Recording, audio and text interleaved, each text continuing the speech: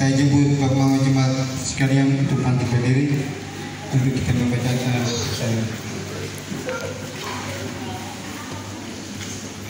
Firman yang datang bagi kita saat ini terpilih dari Injil menurut Matius pasal 1 ayat 18 hingga ayat yang ke-25.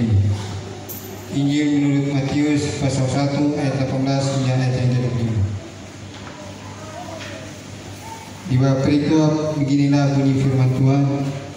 Kelahiran Yesus Kristus. Kelahiran Yesus Kristus adalah seperti berikut. Pada waktu Maria ibunya bertunangan dengan Yusuf, ternyata ia mengandung dari Roh Kudus sebelum mereka hidup sebagai suami istri. Karena Yusuf suaminya seorang yang tulus hati dan tidak mau mencemarkan nama istrinya di muka umum, ia bermaksud menceraikannya dengan diam-diam. Tetapi ketika ia mempertimbangkan maksud itu, malaikat Tuhan nampak kepadanya dalam mimpi dan berkata, "Yusuf, anak Daud, janganlah engkau takut mengambil Maria sebagai istrimu, sebab anak yang di dalam kandungannya adalah dari Roh Kudus.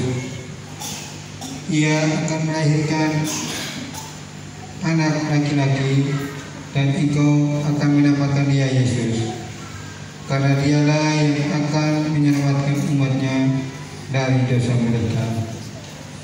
Hal itu terjadi supaya genaplah yang difirmankan Tuhan oleh Nabi, "Sesungguhnya anak darah itu akan mengandung dan melahirkan seorang anak laki-laki, dan mereka akan menamakan dia Immanuel," yang berarti Allah menyertai kita.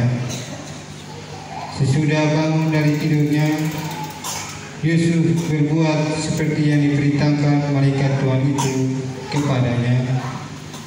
Ia mengambil Maria sebagai istrinya, tetapi tidak bersetubuh dengan dia sampai ia melahirkan anaknya laki-laki, dan Yusuf menamakan dia Yesus. Demikian sabda Tuhan. Haleluya.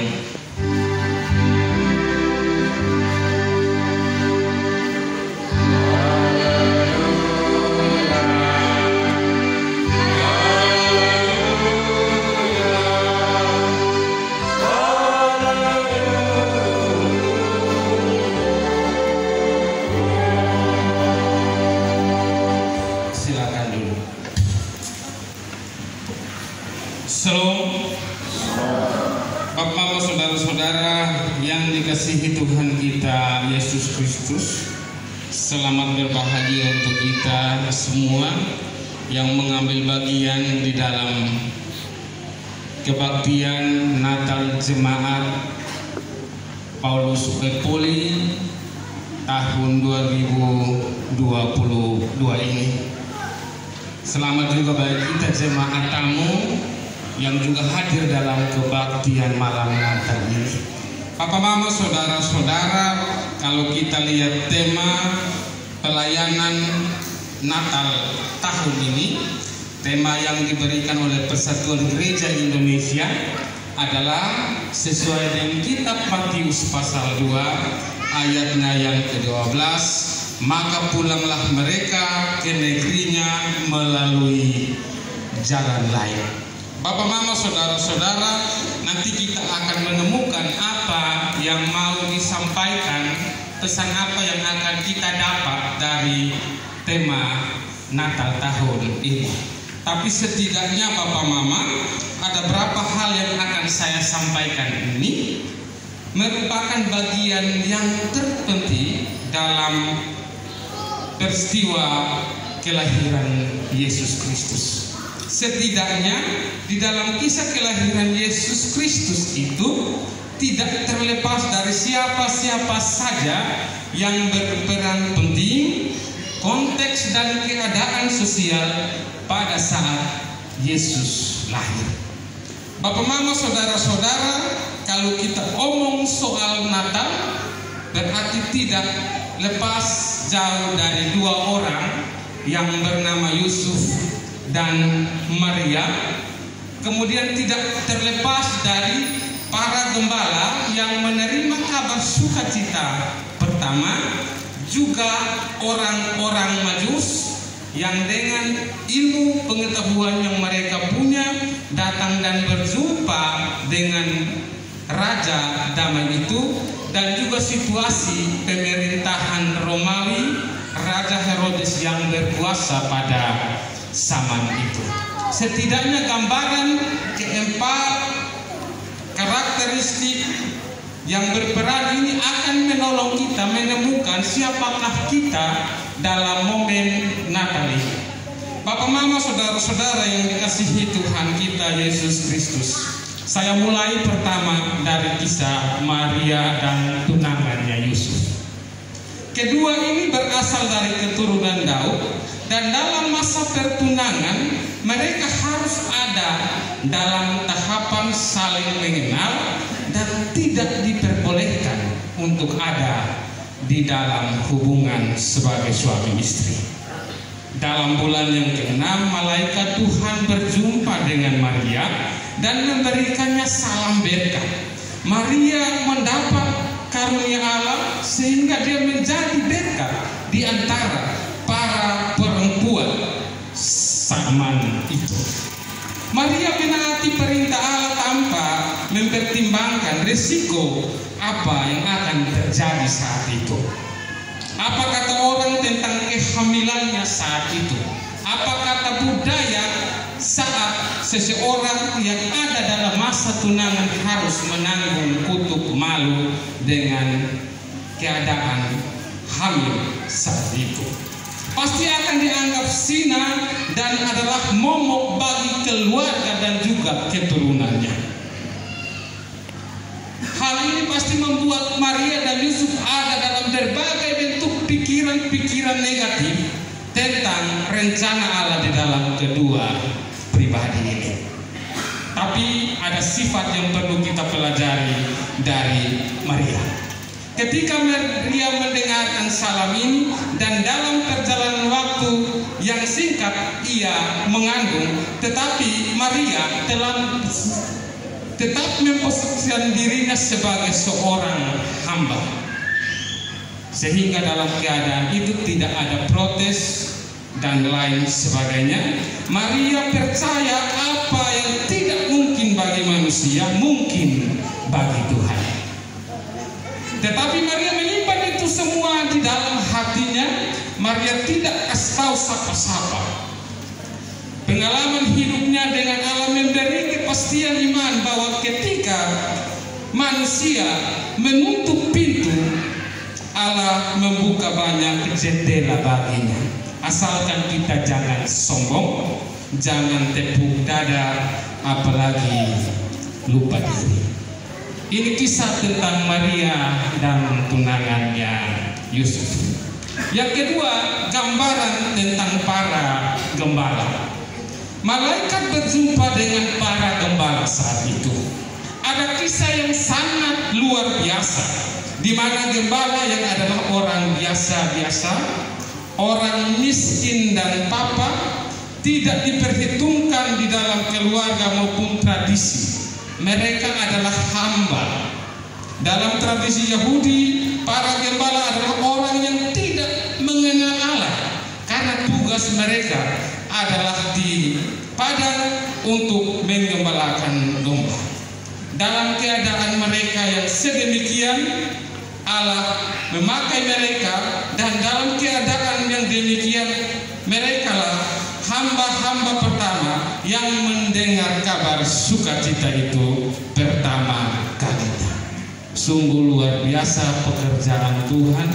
Tuhan pakai saja siapa saja yang Ia mau.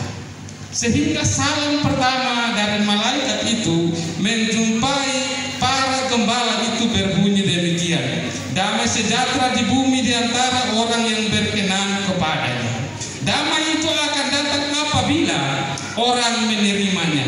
Jadi damai itu bukan untuk semua yang ada di bumi, tetapi menunjuk pada siapa yang mau itu. Menunjuk pada siapa yang mau terima kelahiran itu. Dan para gembala, orang yang papa yang tidak dianggap, mereka lah yang menerima kelahiran Yesus saat itu. Mereka memuliakan Allah karena apa? Karena yang mereka rasakan adalah ketakutan diganti dengan kemuliaan dan juga berkat. Bukan saja hanya memberitahukan kabar keselamatan, tetapi juga ada bukti. Apa yang disampaikan oleh malaikat terbukti ketika ada dalam perjumpaan di palungan, dan di situ Yesus hadir. Ada 4 hal yang dapat kita belajar dari para gembala ini. Orang yang biasa tidak pernah dianggap, malaikat datang berjumpa dengan mereka, adanya pembuktian kelahiran Yesus, dan juga ada respon pembebasan saat itu. Mereka yang sangat-sangat tidak dianggap pada kelahiran Yesus itu, mereka menjadi orang pertama yang dicari. Untuk apa? Untuk mewartakan tentang kelahiran Yesus Kristus. Sehingga 4 rangkaian ini harus menjadi pola dalam kita merayakan Natal, dalam kita merayakan Natal. Kita yang hanya biasa-biasa, adakah kita mau mempersiapkan hati kita untuk berjumpa dengan Yesus? Adakah kita mau merespon perjumpaan itu? Ataukah kita, bagaimana dengan kita? Bagaimana dengan orang tua? Bagaimana dengan anak-anak? Ataukah yang katong dapat setelah Natal ini hanya rasa capek, baku marah karena ini urusan umum, pengeluaran yang banyak, dan juga cerita miras di sini dan miras di situ. Ini gambaran yang perlu kita sama-sama meresponnya. Yang berikut tentang Herodes dan kuasa Romawi saat itu. Saat Yesus dilahirkan, berita kelahiran Yesus sama dengan petir bagi Herodes, sama seperti petir di siang hari bagi Herodes. Kelahiran Yesus begitu menggemparkan. Sebagai raja saat itu, Herodes merasa tersaingi karena ada raja baru yang lahir dalam masa kepemimpinannya. Saat pemerintah Romawi sedang dengan sibuk-sibuknya mengumpulkan harta melalui pajak untuk menjaga kemakmuran pemerintahannya, saingan itu justru hadir dalam sosok seorang anak yang baru lahir. Hal ini membuat Herodes geram dan memberi instruksi untuk membunuh setiap anak yang lahir 2 tahun ke bawah. Sehingga dengan demikian, berita Natal ini bagi Herodes adalah sebuah bencana. Dari Herodes kita belajar, Natal tanpa perjumpaan dengan Yesus sampai Natal itu akan menjadi kita orang yang hidup dalam rasa iri, benci, dendam, curiga, dan melakukan hal yang kurang terpuji. Yuk, sejauh ini saya sampai jadi Herodes di dalam rumah tangga, dalam perkumpulan kita. Iya. Natal saya rasa membawa kita pada hal cemburu yang berkepanjangan karena tidak merasa puas diri kita akan apa yang kita punya. Betul kok saudara? Harus kita akui, satu orang ion sampai bisa, semua harus ion. Satu beli baju baru, semua harus beli baju baru. Sehingga yang kita rasakan adalah bagaimana berupaya mengumpulkan uang sebanyak-banyaknya hanya untuk siap baju baru, celana baru, kue Natal yang begitu berwarna kiri kanan. Natal harus ada pentasan yang wah dan lain sedemikian rupa. Dan demikian katong akhiri Natal ini dengan hanya berpikir bahwa ada kelelahan yang dapat banyak yang katong kas keluar, dan itu sama sekali tidak berarti karena setelah Natal sudah selesai. Bapak, Mama, saudara-saudara yang dikasihi Tuhan kita Yesus Kristus. Itu yang ketiga ya. Yang keempat, kita omong soal orang Majus. Dalam tema itu gambar bagian timur itu orang-orang Majus, Bapak, Mama.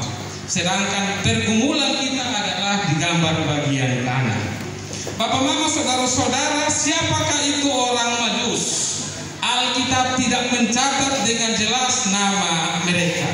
Tetapi sumber buku Alkitab kanonisasi berbicara tentang orang-orang Majus itu. Mereka adalah orang yang datang dari timur, yakni Persia dan Babilonia. Sekarang tempatnya adalah Iran. Tradisi Alkitab menyebutkan bahwa ada 3 orang Majus. Dia pun nama Melkior, Balsasar, dan juga Gasper.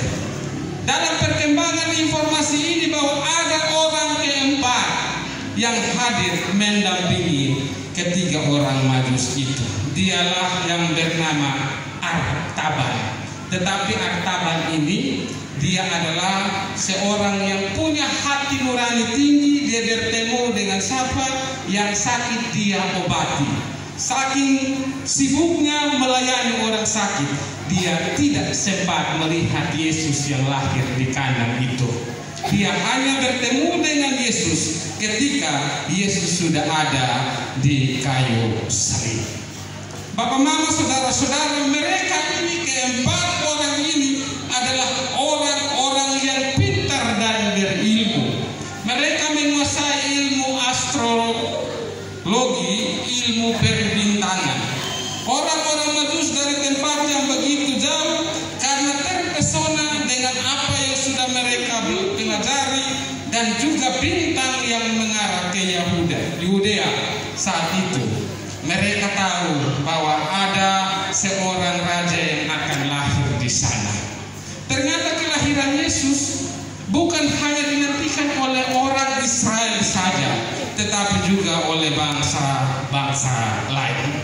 Kristus tidak saja milik sebuah bangsa, tetapi juga untuk semua bangsa. Saat Natal pertama tentang kelahirannya, Allah hendak memberitahukan kepada kita bahwa Allah mengasihi, memperhatikan semua manusia di segala bangsa. Orang Majus ini adalah orang yang berilmu, tetapi mereka juga punya etiket yang baik. Yang pertama yang bisa kita lihat dari orang Majus, para Majus ini pergi menyembah Kristus Sang Raja yang baru lahir dengan berjeri lelah. Perjalanan yang begitu panjang dari Babilonia, Persia menuju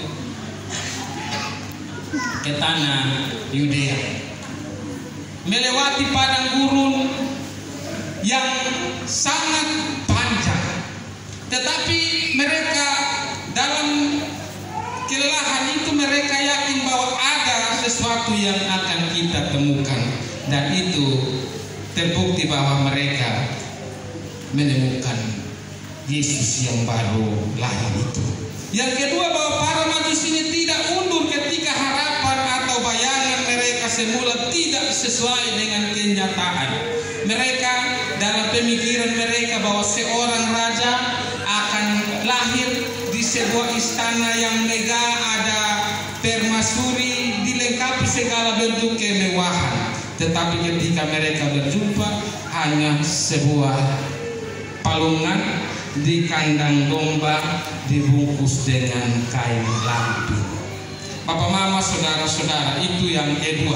Yang ketiga, para Majus ini datang dengan membawa persembahan berupa emas, kemenyan, dan mur. Mereka memberi tanpa menerima kembali, karena apa yang mereka beri adalah dari hati mereka. Mereka tidak menuntut imbalan, karena mereka yakin bahwa imbalan itu akan diberikan di suatu saat yang lain. Yang keempat, mereka taat menjalani hidup sesuai dengan kehendak Tuhan. Karena diperingatkan melalui mimpi, mereka kembali ke negerinya melalui jalan lain. Bapak, Mama, saudara-saudara yang dikasihi Tuhan kita Yesus Kristus, berhubungan dengan tema ini di tahun akhir 2022 kita diingatkan tentang krisis pangan yang akan melanda Indonesia dan negara-negara yang lain. Sehingga tema maka pulanglah mereka ke negerinya melalui jalan lain ini adalah sebuah kesempatan kepada kita untuk melihat peluang-peluang kerja yang bisa menghasilkan bagi hidup kita. Peluang-peluang apa yang bisa kita dapat dalam menghidupi kebutuhan rumah tangga kita. Mungkin kita cari 9 bahan pokok syukuran, tetapi lewat tema ini kata jalan lain digaris bawahi untuk membuka pemahaman kita untuk menemukan jalan-jalan yang lain yang bisa menolong kita keluar dari persoalan-persoalan hidup kita. Bapak, Mama, saudara-saudara yang dikasihi Tuhan kita Yesus Kristus. Demikian tadi gambaran menyangkut siapa-siapa dalam konteks apa kelahiran Yesus saat itu. Soalnya adalah di tengah-tengah kesibukan Natal, apakah kita benar-benar menemukan makna yang sesungguhnya dari Natal? Ini pertanyaan untuk kita. Apakah Natal tahun ini ikut mempengaruhi hidup kita? Tentu untuk menjawab pertanyaan-pertanyaan ini tidak sekedar kita bilang iya atau tidak. Karena jawaban kita akan terbukti dalam kehidupan kita hari lepas hari ke depan. Pada konteks dan kondisi pesan penginjil dalam peristiwa Natal ini tersirat. Bagaimana respon dunia, respon kita tentang kelahirannya. Gambaran tadi bahwa Yusuf dan Maria adalah manusia biasa yang dipakai oleh Allah untuk ada dalam reinkarnasi Allah menjadi manusia. Para gembala adalah mereka orang kecil, miskin dan papa, manusia yang tidak diperhitungkan, bukan imam kepala atau peneliti hukum Taurat, tetapi kabar kesukaan itu datang dari mereka dan mereka mewartakannya karena mereka telah melihatnya sebagai bukti. Jangan sampai kita terlalu sibuk urus-urusan pribadi dan anggap Natal ini adalah peristiwa yang sama. Setiap tahun Natal, tanggal yang sama, bulan yang sama, tapi tahun yang berbeda. Bapak, Mama, saudara-saudara yang dikasihi Tuhan kita Yesus Kristus, jangan sampai perayaan kita hambar hanya oleh berbagai bentuk kesibukan kita. Apakah kita seperti orang Majus yang setia belajar firman Tuhan dan terus mengikutinya, menaatinya dengan kerendahan hati mau bertemu dengan Yesus, walaupun secara rasional dan ilusi terjadi dan itu menjadi bukti? Ataukah kita seperti Herodes dan pemerintahannya yang tekun menjaga kemakmuran pemerintahannya dan goyah karena ada raja baru yang lahir, yang dengan demikian mengumpulkan uang yang banyak untuk menjaga stabilitas pribadi dan keluarga kita. Tanpa itu yang katong dapat hanya lelah, capek, uang habis, ada yang tersinggung, sakit hati lalu bermarah. Damai Natal hanya ada di malam, setelah itu pergi karena perayaan habis. Sebab kita merayakan Natal, kita tidak bertemu dengan Yesus sang bayi Natal itu. Tidak ada perubahan dalam hati dan hidup. Saat Natal orang jadi baik, tetapi setelah Natal ketong kembali menjadi manusia lama. Ini pertanyaan refleksi untuk kita. Katong masuk gereja hanya saat Natal saja. Setelah itu katong libur panjang, kapan Natal lagi katong masuk gereja. Ini pertanyaan refleksi untuk katong. Natal saat ini beri kepada katong kesempatan untuk menata diri, untuk sungguh-sungguh melayani dalam tanggung jawab iman, tanggung jawab pelayanan, dan juga penata layanan. Natal hadir dan memberikan kesempatan untuk mempersiapkan kita menyambut kedatangan Kristus ke dunia, bukan lagi sebagai bayi Natal, bukan lagi dalam palungan, tetapi Yesus yang hadir sebagai hakim atas manusia dan dunia.